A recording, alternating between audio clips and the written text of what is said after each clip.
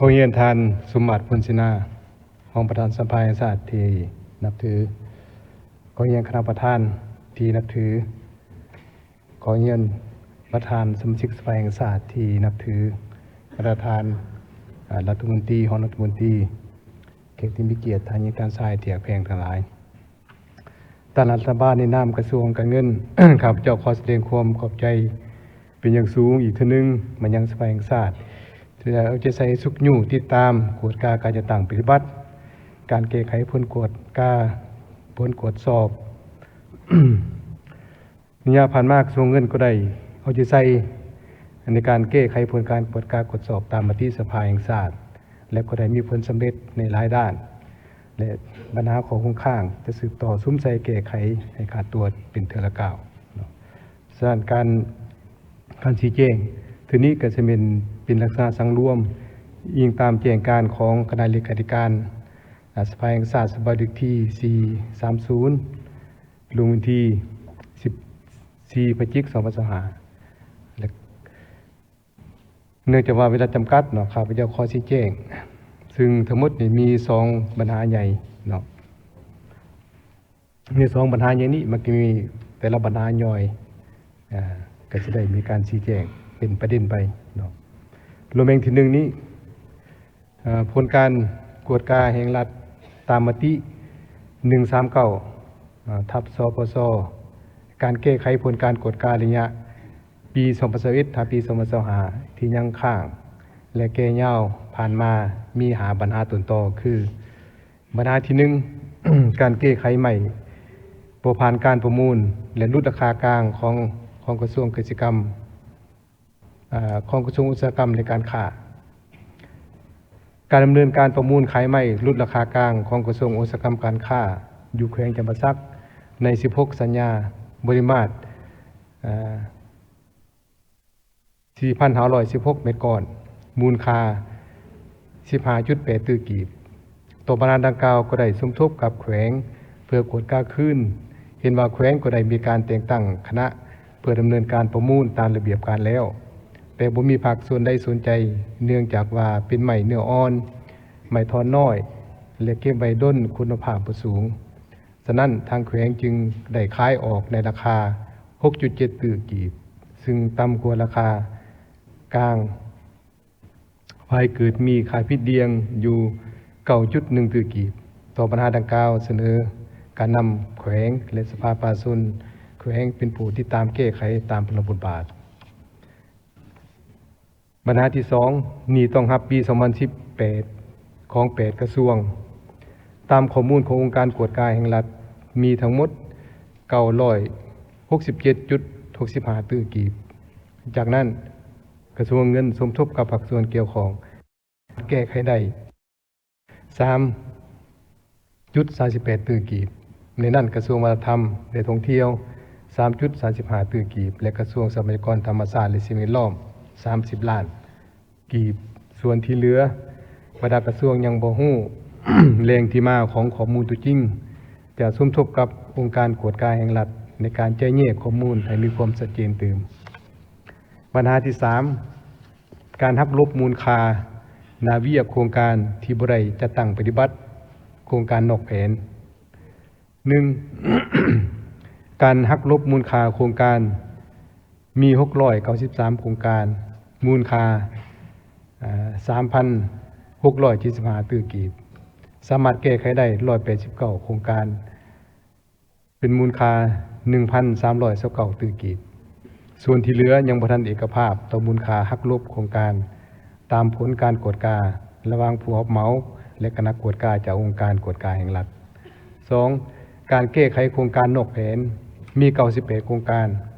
มูลค่า 1,001 ตื้อกีบสามารถแก้ไขได้64โครงการมูลค่า240ตื้อกีบส่วนที่เหลือยังบ่สามารถดำเนินได้ไว้เนื่องจากเป็นโครงการแก่ยาวมาดนงบประมาณของคณะกรรมการในท้องถิ่นมีจำกัดพร้อมนั้นเจ้าของโครงการก็บ่สามารถตอบสนองเอกสารให้ได้ที่ทางในต่อหน้าเสนอให้คณะกรรมการในท้องถิ่นที่เกี่ยวข้องเพิ่มทวีความเป็นเจ้าการในการปฏิบัติ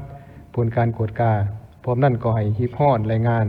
และสมทบกับองค์การกวดการแห่งรัฐเพื่อกวดการและยังยิ่งขึ้นความถูกต้องแล้วส่งให้กระทรวงการเงินดำเนินการตามระเบียบการสำหรับโครงการที่ขึ้นกับการคุ้มครองของท้องถิ่นก็ให้ดำเนินตามขั้นตอนของสภาขั้นท้องถิ่นปัญหาที่4การเซาสัมปทานที่ดินโดยบ่มีสัญญาการหันสิทธิ์นำใส่ที่ดินทาสหลวง 1. การเซาสัมปทานที่ดินโดยบ่มีสัญญามี13โครงการใน2แขวงคือแขวงเสกองมี1โครงการบ่ทันได้รับการแก้ไขย้อนยังอยู่ในขั้นตอนการเจรจาไกล่เกลี่ยขอขัดแย้งกับประชาชนแขวงพงศลีมี12โครงการในนี้ได้สำเร็จแล้ว1โครงการส่วน11โครงการยังอยู่ในขั้นตอนการประเมินและถ้าแก้สัญญาค่าเซาสัมปทาน 2. การหันสิทธิ์นำใส่ที่ดินตลาดธาตุหลวงการจะตั้งปฏิบัติหันสิทธิ์นำใส่ที่ดินของตลาดธาตุหลวงตามการตกลงของรัฐบาลมอบให้นครหลวงจะตั้งปฏิบัติมีมูลค่า 66.78 ตื้อกีบในนั้นสำราญโดยการหักลบหนี้โครงการของรัฐ 18.92 ตื้อกีบฉะนั้นเสนอปลดออกจากบัญชีล่วงหน้าในระบบคลังเงินแห่งรัฐส่วนที่เหลือต้องสำราญโดยเงินสด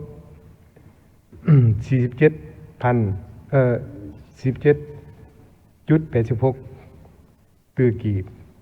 และมาฮอดปัจจุบันสำราญแล้ว 38.74 ตื้อกีบยังค้าง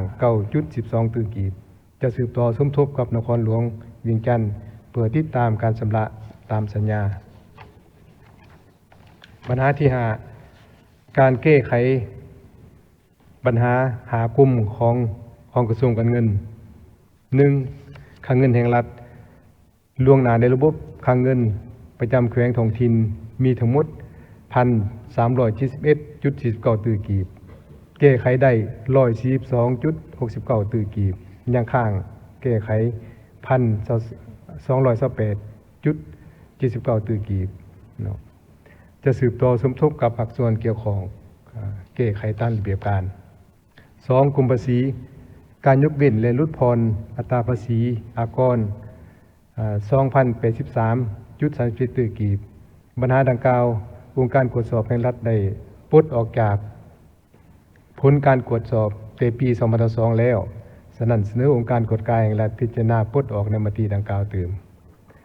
การปฏิบัตินโยบายนำเข้าน้ำมันเสือไฟยกเว้นภาษีอากรจำนวน11โครงการจำนวน333ล้านกว่าลิตรมูลค่า689ตื้อกีบในนี้สภาแห่งชาติทำห้อง4โครงการจำนวน 17.98 ล้านลิตรมูลค่า 11.55 ตื้อกีบส่วนที่เหลือ7โครงการเป็นเงินกู้ยืมและสวยและล่าได้ปฏิบัติตามกฎหมายว่าด้วยการส่งเสริมการลงทุนกฎหมายว่าด้วยภาษีกฎหมายว่าด้วยศึกษากรและนิติกรรมที่เกี่ยวข้องสำหรับน้ำมันหับไส้องค์การจะตั้งสากลสอดคล้องตามมาตรา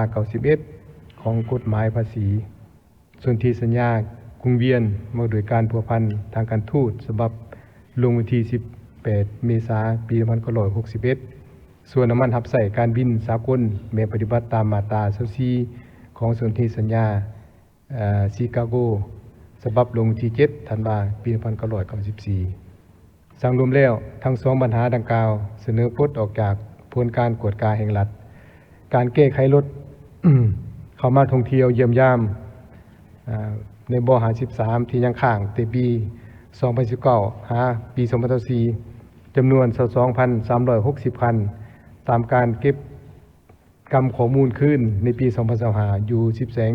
17แขวงมี 19,400 คันเห็นว่าลดลง 2,960 คันจำนวนที่ค้างและจำนวนที่ลดลงยังบ่สามารถพิสูจน์ได้ว่าเป็นรถบ13หรือบ่จะได้สืบต่อสมทบกับภาคส่วนเกี่ยวข้องเก็บกำข้อมูลแก้ไขตามระเบียบการ 3. กรมงบประมาณแห่งรัฐการแก้ไขผลการกวดกาเคียงคู่กับการแก้ไขผลการตรวจสอบอิงตามบทบันทึกผลการตรวจสอบปีปัจจุบันเห็นว่าปัญหาที่ติดพันกับกรมงบประมาณแห่งรัฐในระยะผ่านมาบ่ได้แสดงออกในบทบันทึกผลการตรวจสอบแล้ว 4. กรมคุ้มครองหนี้สินสาธารณะ การแก้ไขหนี้สินบ่วงปล่อยกู้ผ่าน2ธนาคารเนาะคือธนาคารพัฒนาลาวและธนาคารการค้าต่างประเทศมีจำนวน23หัวหน่วยธุรกิจที่องค์การกวดการแห่งรัฐมอบให้กระทรวงเงินสืบต่อเก็บกู้หนี้จำนวน 82.20 ตื้อกีบซึ่งเป็นหนี้เสียที่แก่ยาวมาหลายปีถึงอย่างไรก็ตามก็มีความพยายามเก็บกู้คืนได้8ตื้อ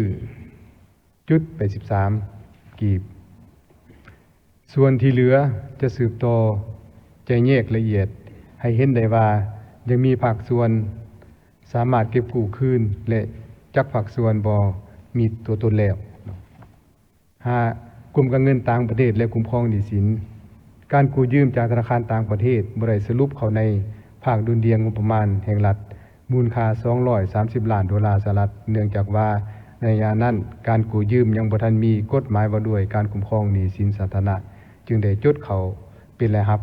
เพื่อดุลเดียงงบประมาณและได้มีการสรุปค่าตัวในปีนั้นแล้วนับแต่ปี2018เป็นต้นมาทุกการกู้ยืมได้จดเข้าเป็นแรงดุลเดียงงบประมาณตามกฎหมายว่าด้วยการคุ้มครองหนี้สินสาธารณะฉะนั้นเสนอปลดออกรูปแบบที่2เวียกงานกวดสอบแห่งรัฐตามมติของสภา140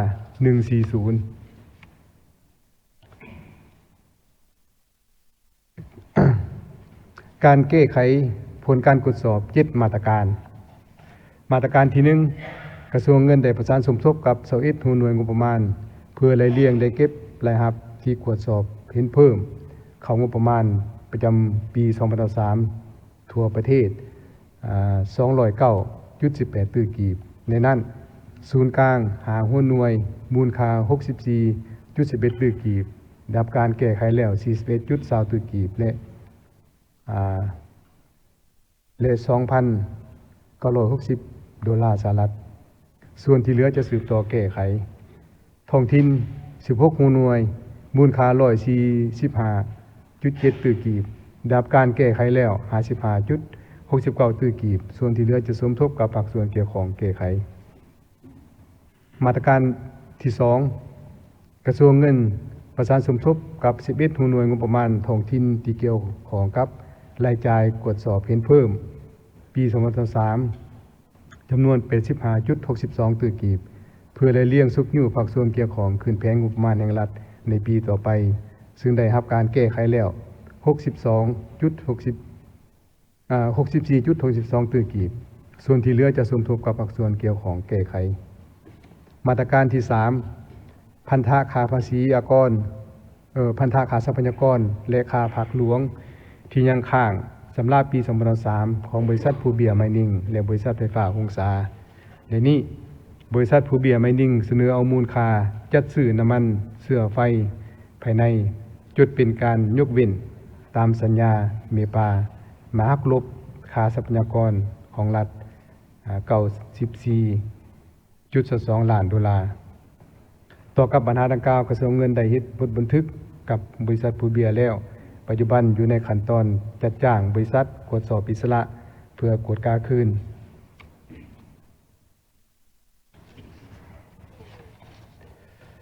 บริษัทไฟฟ้าหงสาได้เอาค่าทรัพยากรและค่าภาคหลวงไปหักลบกับหนี้ของรัฐวิสาหกิจไฟฟ้าลาวตามแจ้งการฉบับเลขที่1338/หสยลงที่8สิงหาคม2019ที่ให้บริษัทแบ่งพันธะ 50% ใช้เทนหนี้ของไฟฟ้าลาว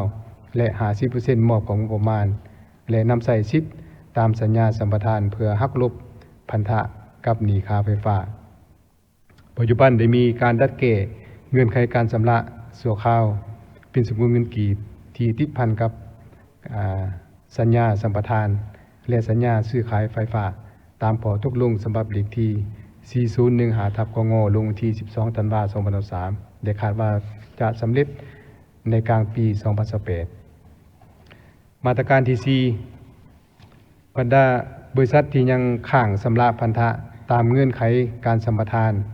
เพื่อสำรวจเหตุธาตุหายาก4บริษัทมูลค่า$10.50 ล้านแก้ไขแล้ว$1 ล้าน ส่วนที่เหลือจะสืบต่อประสานสมทบกับคณะกรรมการส่งเสริมและคุ้มครองการลงทุนในนามคู่สัญญาเพื่อเร่งท่วงและปฏิบัติมาตรการต่อบริษัทดังกล่าวมาตรการที่5ยอดเหลือบัญชีเงินฝากกลุ่มกองบริหารวิชาการ 1,145.81 ตื้อกีบได้รับการแก้ไข 790.93 ตื้อกีบในนั้นศูนย์กลาง 1,106.67 ตื้อกีบแก้ไขแล้ว779 ตื้อกีบส่วนที่เหลือจะสืบต่อสมทบภาคส่วนเกี่ยวของแก้ไขตามระเบียบการคันท้องถิ่น 39.14 ตื้อกีบแก้ไขแล้ว 11.93 ตื้อกีบส่วนที่เหลือจะสืบต่อสมทบกับแขวงแก้ไขตามระเบียบการมาตรการที่6ยอดเหลือบัญชีรายรับรอถาซาสาง 3,102.66 ตื้อกีบได้แก้ไข 3,079.97 ตื้อกีบในนั้นคันศูนย์กลาง 3,100.40 ตื้อกีบแก้ไขแล้ว 3,079.12 ตื้อกีบส่วนที่เหลือจะสืบต่อสมทบกับภาคส่วนเกี่ยวของแก้ไขตามระเบียบการคันท้องถิ่น 2.26 ตื้อกีบแก้ไขแล้ว 0.81 ตื้อกีบส่วนที่เหลือจะสืบต่อสมทบกับภาคส่วนเกี่ยวของแก้ไขตามระเบียบการมาตรการที่7 ปัญหาหัวหน่วยวิสาหกิจที่บ่แจ้งมอบพันธะอากรประจำปี2023จำนวน160หัวหน่วยได้แก้ไข9หัวหน่วยส่วนที่เหลือแม่นติดต่อบ่ได้และบ่ฮู้ที่อยู่ของเป้าหมายซึ่งจะสืบต่อกวดกาให้เห็นหัวหน่วยที่ยังมีตัวตนหรือบ่มีตัวตนเพื่อดำเนินการตามกฎหมายเกี่ยวของ